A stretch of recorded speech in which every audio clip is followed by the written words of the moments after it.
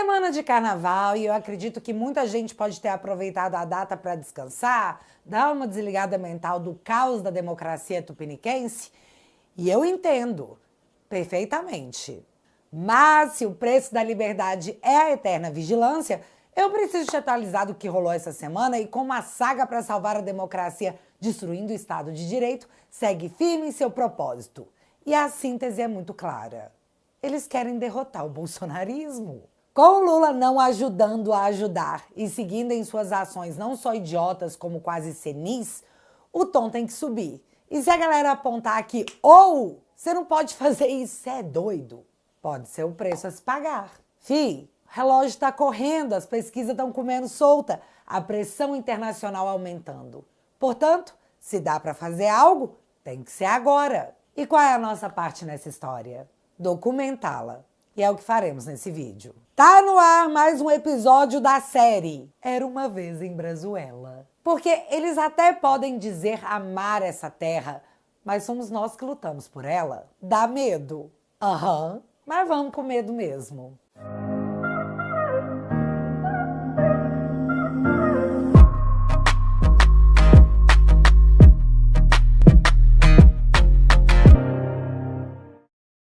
Eu sei que vai parecer meio chatinha a conexão que eu vou fazer, mas vocês vão entender como ela é importante. Assistimos o avanço da Suprema Corte em cima do bolsonarismo começar em 2019. Mas você lembra o que foi que aconteceu logo no início de 2019? 19 de fevereiro.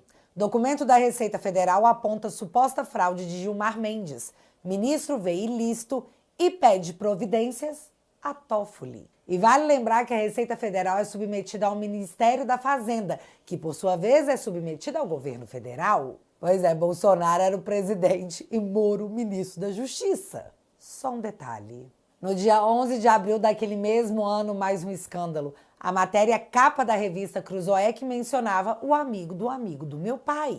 E a matéria dizia que a Odebrecht teria pago propina a Toffoli, que era o AGU do governo na época, em troca da liberação para operar uma hidroelétrica em Rondônia. Pois é, em 2019 a Suprema Corte estava no olho de um furacão. E foi no meio disso que o Toffoli abriu o famigerado inquérito das fake news, entregou sem sorteio ao ministro Alexandre, que censurou a publicação da revista em todo o país. O que chocou muita gente. Na sequência, a Corte começou a rediscutir a prisão após segunda instância. E só para que fique claro, o entendimento de que após a segunda instância poderia gerar a prisão do indivíduo foi estabelecida pela mesma Corte em 2016. Lula foi preso em 2018. Aí, nos primeiros meses de 2019, a Corte decidiu que isso precisava ser revisto. Menos de 3 anos após sua própria decisão, sabe-se lá por quê? Nem tão sabe-se lá por quê. Já que em 7 de novembro daquele mesmo ano, o Supremo derrubou seu próprio julgamento e soltou o Lula, condenado no maior esquema de corrupção que esse país já viu. Aí o que rolou foi uma avalanche de revolta, porque... Como assim, gente? As pessoas tinham o endereço certo para entregarem o osso entalado na garganta. A própria Suprema Corte. Que não gostou de se ver tão atacada em toda a internet. E o remédio para tal comportamento estava nas mãos do ministro Alexandre de Moraes. O inquérito das fake news, que foi usado para investigar a todos que colocassem em xeque a idoneidade da corte. Dentro desse inquérito, pessoas sofreram busca e apreensão, foram acusadas de crimes não previstos no ordenamento jurídico e, devido à pressão ideológica da época, a grande mídia validou tudo como algo necessário. Isso tudo ocorreu no primeiro ano do governo Bolsonaro. 6 anos depois, esse inquérito segue aberto, investigando bolsonaristas, sendo algo jamais antes visto na história brasileira. Muito menos numa democracia. Aí vale lembrar o áudio da Janaína Pascoal em que ela disse, abre aspas, eu acho que o Bolsonaro assustou tanto o Supremo que o Supremo precisou soltar alguém que pudesse ter peso para enfrentá-lo, porque jurídicas as decisões do Supremo não foram. Fecha aspas. Tô mencionando esse contexto porque a Transparência Internacional foi lá na OEA e denunciou o Toffoli por suas decisões favoráveis à Odebrecht, que acabaram não só extinguindo os processos no Brasil, como comprometeram investigações na América Latina. Grave essa informação. Vindo para um tempo mais recente, vamos para as eleições de 2022, onde de fato Lula disputou e ganhou do Bolsonaro por 50,83% dos votos. um peidinho a mais que a metade. Parabéns, galera do voto nulo, porque é tudo igual. Essa culpa é de vocês. Mas um resultado tão apertado significaria que se Lula não fizesse um governo bom e não cumprisse o que havia prometido em campanha, Bolsonaro teria grandes possibilidades de retornar ao poder, já que, pela primeira vez em décadas, teríamos o fator de comparação. Com Bolsonaro, minha vida era melhor do que com Lula. Então volta a ódio, porque eu quero tomar café e comer omelete. Aí veio o 8 de janeiro, uma depredação de patrimônio público vazio num domingo. Terroristas queriam dar um golpe! E sempre que eu penso nisso, eu lembro que a mídia retratou o Hamas, um real grupo terrorista, como um grupo de combatentes. Muitos que estavam no 8 de janeiro e não participaram do quebra-quebra seguem presos até hoje, num julgamento feito em bloco, o que, mais uma vez, se torna inédito na democracia brasileira. Não existe individualização de conduta. A Débora, que escreveu de batom na estátua, está presa até hoje, afastada de seus filhos pequenos, porque ela foi colocada como uma pessoa perigosa para a sociedade, porque escreveu de batom numa estátua. Janones, o símbolo da esquerda nas redes sociais, confessou o crime de rachadinha, ou seja, roubou dinheiro público, porque, segundo ele estava com o nome sujo no SPC. Janones, criminoso confesso, assinou um acordo para não ser processado e dividiu a devolução do dinheiro em 12 vezes sem juros. Mas não se engane, eu não acho que os poderosos realmente acreditam que a Débora cometeu um crime pior do que o do Janones.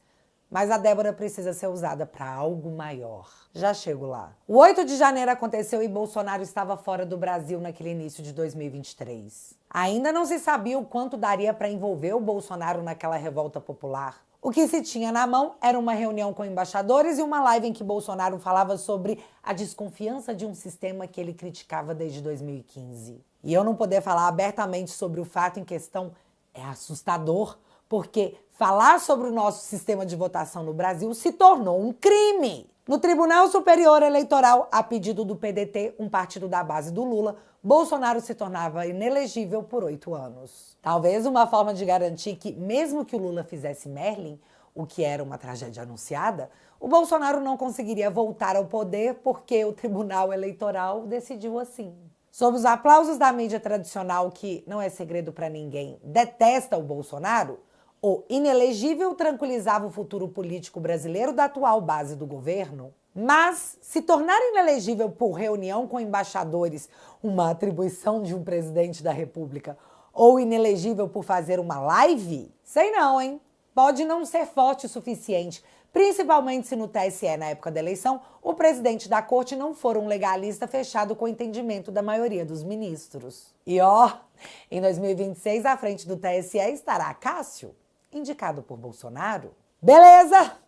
Chamem o posto Ipiranga. E não, eu não tô falando do Paulo Guedes, eu tô falando do Cid, o delator da famigerada trama golpista. Se a denúncia no TSE pode ser fraca para deixar Bolsonaro inelegível, vamos para uma ação mais radical. Agora não vamos apenas deixar Bolsonaro inelegível, vamos prendê-lo por tentativa de golpe de Estado. Para se avançar nessa nova empreitada, algumas inovações jurídicas foram permitidas. A vítima ser o juiz, a retirada do direito de se recorrer a uma instância superior, já que o Supremo é a última instância. O cerceamento à ampla defesa, já que o advogado do Braga Neto até 15 dias atrás estava falando que não tinha acesso à totalidade das provas. A pesca probatória, também conhecida por Fish Expedition, que é quando você sai pegando tudo de todo mundo e sai revirando para ver se encontra qualquer coisa. O abuso de medidas cautelares, tão criticadas na Lava Jato. A prática do document dump, que é um excesso de documentos a serem analisados sem prazo para tal. E a condenação que já foi feita antes mesmo que os advogados apresentassem a defesa. Juízes imparciais também era algo a ser garantido pela justiça tempos atrás. Que o governo mais corrupto da história brasileira é o governo liderado por Jair Bolsonaro, que é o governo do orçamento secreto. O governo do orçamento secreto. Nunca se roubou tanto dinheiro federal no Brasil como nesses anos trágicos.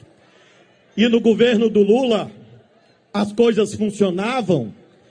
E eu, vocês sabem, fui juiz 12 anos. O Lula respondeu 26 processos.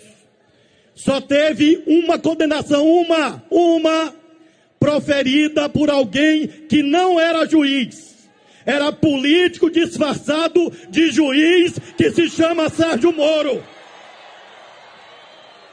E essa condenação não existe mais, porque o Supremo anulou, acabou e Lula é inocente. Só a título de curiosidade, nas 3 últimas pesquisas disponibilizadas, é anunciado que se as eleições fossem hoje, Bolsonaro ganharia do Lula. Como que você acha que vai estar o cenário no ano que vem? Mas então, Cid fez sua delação premiada e durante muito tempo não sabíamos o que ele havia dito, porque ficou sob total e absoluto sigilo. Até que... Eu vou dizer o que eu senti. Eles já estão com a narrativa pronta deles, é só fechar, e eles querem o máximo possível de gente para confirmar a narrativa deles. É isso que eles querem. Eles são a lei agora. A lei já acabou há muito tempo. A lei é eles. Eles são a lei. O Alexandre de Moraes é a lei. Ele prende, ele solta quando ele quiser, como ele quiser, com o Ministério Público, sem Ministério Público, com acusação, sem acusação. O Alexandre de Moraes já tem a sentença dele pronta. Eu acho que essa que é a grande verdade. Ele já tem a sentença dele pronta.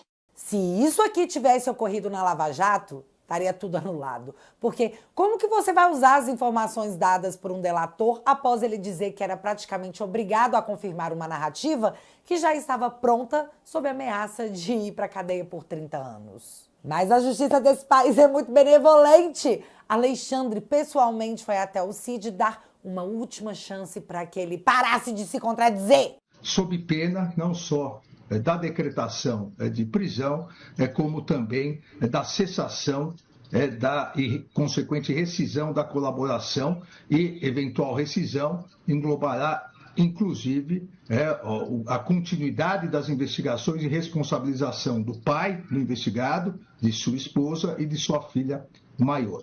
Vamos prender você, processar seu pai, sua esposa e sua filha. Como não ser espontâneo depois disso? E funcionou bastante, já que após essa fala, o Cid começou a dizer coisas que não havia dito antes. E caso você não saiba o que o Cid estava dizendo antes, eram coisas tipo essas aqui. Coronel Cid, só para a gente retomar um pouco em relação ao eixo anterior, possível golpe de Estado, algum elemento material que esteja em sua posse ou que o senhor possa indicar para corroborar essas informações que o senhor está apresentando? Não. Especialmente em relação a essa reunião do Felipe Martins, né, e desse jurista com o presidente Nova Alvorada. Tudo foi feito no computador dele. No computador dele. Então, Tá. E possivelmente pode haver registros disso no Palácio da Alvorada, dessa entrada dele. De entrada dele. Eu acho que com certeza. O GSI, tá. O GSI deve ter o registro de entrada. De entrada. Certo. Dos dois, né? Com o nome dos dois. Dos dois. Talvez possivelmente na agenda oficial. E ele levou no computador pessoal dele. Computador. Tá. O jurista também tinha computador ali? Estava com computador? Não, acho que já estavam só com um. Aqui eles estão falando sobre a tal reunião com a apresentação da minuta golpista. Mas como falar até papagaio fala, o Fábio Shor pergunta. Tem prova, Cid? Nope. Onde que pode ter essas provas? No computador do Felipe. Aí prendem o Felipe sob uma acusação falsa por 6 meses. Pegam seu computador e seu celular. E acharam a minuta? Nope. Ah, mas o Cid disse que tem registros do Felipe entrando lá na Alvorada. Sério? Tem registros do Felipe entrando no local dele de trabalho? Esse homem realmente tem que ser preso? Mas enfim, sem nenhuma prova, a denúncia oferecida diz que a minuta foi feita e é tomada como uma verdade absoluta porque o Cid, o cara que disse que a polícia estava com uma narrativa pronta e que ele tinha que validar, disse. E após a denúncia oferecida pela PGR, a defesa do Cid vem a público detonar a denúncia feita pelo Gonê, o PGR, dizendo que existe uma distância estelar entre o que ele relatou na delação premiada e a história levada pelo Gonê lá para a Suprema Corte. E hoje eu entendo mais claramente o porquê a galera que foi presa no dia 8 foi condenada a 17 anos de cadeia. E eu entendo isso enquanto o Janones financia o seu crime em 12 vezes sem juros. Se as penas para o pessoal que vandalizou um prédio vazio são de 17 anos, logo para os mandantes, os cabeças, os autores intelectuais do golpe, tem que ser pelo menos uns 30, né? Pra que provas se você tem uma certeza no seu coração? E foi exatamente o que eles fizeram. Mais de 30 anos para o presidente Bolsonaro, assim como para generais, parlamentares, jornalistas. E que fique claro, é isso que acontece com quem apoia o Bolsonaro. Porque nós derrotamos o bolsonarismo. E isso porque eu nem citei a vaza-toga e as solicitações feitas pelo Alexandre para que relatórios fossem feitos contra bolsonaristas e suas decisões fossem justificadas. Sério, nem citei a criatividade jurídica do momento que vivemos. Então, numa hora dessa, o que você faz? Porque não dá para recorrer a uma instância superior, já que nós estamos direto na última instância. Não dá para chamar o Batman porque ele não existe. O que resta fazer é uma denúncia mundial do que aconteceu no Brasil nos últimos anos e torcer para dar alguma coisa. E pela primeira vez, eu acho que os tempos estão mudando. O mundo passou por uma guinada à esquerda, mas logo na sequência voltou à direita. E eu acredito que seja pelo motivo que mencionei antes. O efeito de comparação. Sua vida tá melhor agora com a esquerda ou antes com a direita? No momento em que a mídia mundial se uniu contra o conservadorismo, fomos jogados na internet e aqui dizemos o que pensamos, apresentamos outra versão da história e te convidamos a pensar se realmente as coisas aconteceram do jeito que a Globo te contou. O tempo hoje é digital. A internet não roubou o lugar da TV na vida do povo.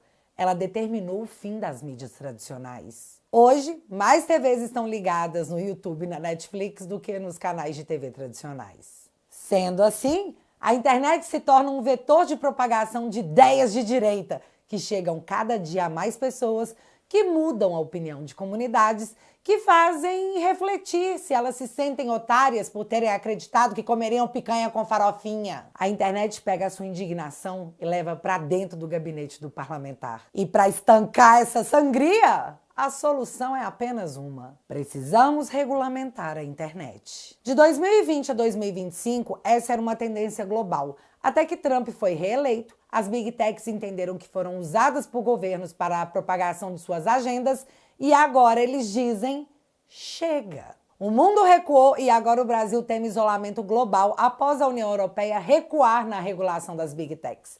O governo Lula apostava em aliança com os europeus, mas a decisão do Trump de retalhar quem impuser regras às empresas de tecnologia freou os avanços da União Europeia sobre a pauta. E bicho, como as coisas andam mudando pela União Europeia. O The Telegraph, o maior jornal britânico, faz um editorial dizendo: 5 anos depois, a burocracia britânica continua cega à catástrofe da Covid.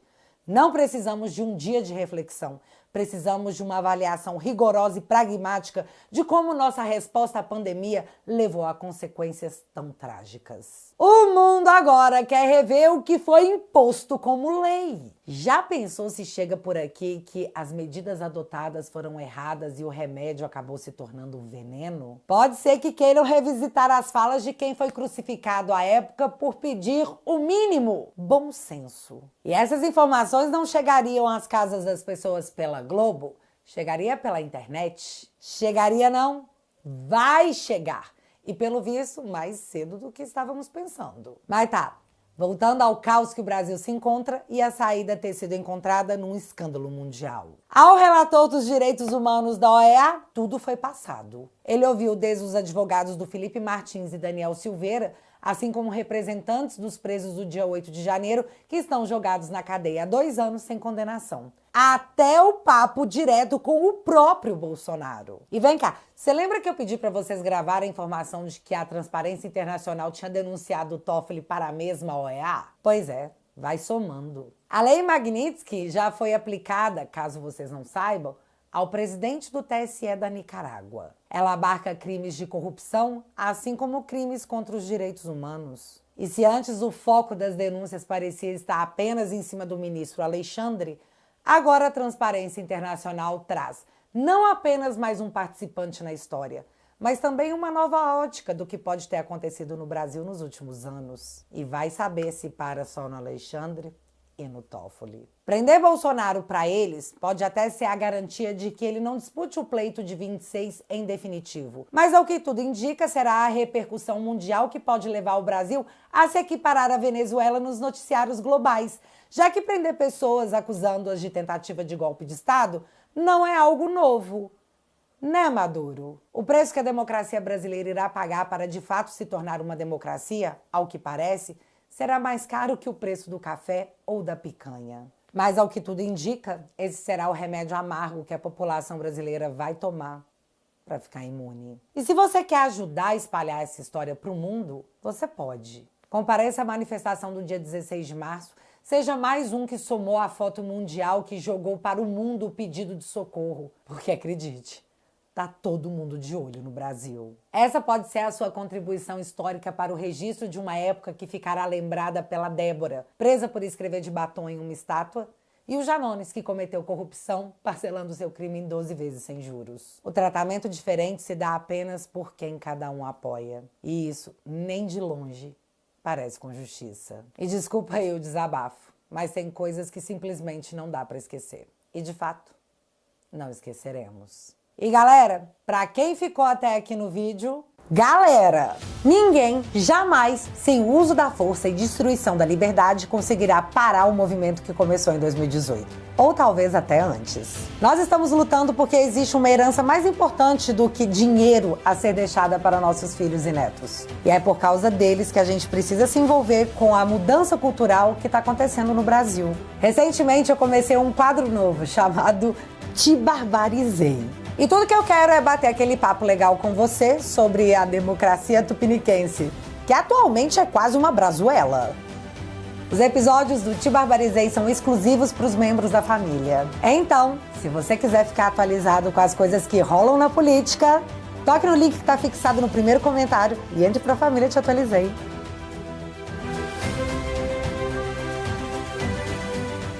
Assinando o teatualizei.app, você financia o meu trabalho, os meus advogados e essa jornada que se tornou mais que uma guerra cultural. Se tornou o registro histórico de um tempo que não será esquecido. Funciona assim. Você entra para a melhor família da internet e em troca te ofereço conteúdos exclusivos para você maratonar sempre que você quiser. Com 10 bonoros por mês você faz toda a diferença para mim. E para aqueles que quiserem assinar o plano vitalício, você leva de brinde esse boné. Make Lula presidiário again. Que não devolve o amor em 3 dias, mas afasta a prima petista num raio de pelo menos 15 metros. E é estiloso, né? Bem estiloso. Portanto, se você quiser e puder, eu vou deixar o link fixado aqui no primeiro comentário. E desde já, muito obrigada. Mas agora eu quero saber de vocês. Dia 16. Você vai? Me conta aqui nos comentários que eu quero saber. Se você ainda não é inscrito aqui no meu canal, meu amigo, se inscreve e deixa seu like. Porque você já sabe, acontecendo alguma coisa de relevante ou irrelevante, a gente volta. Se a democracia tupiniquense brazuelana permitir. Beijos, galera! Fui!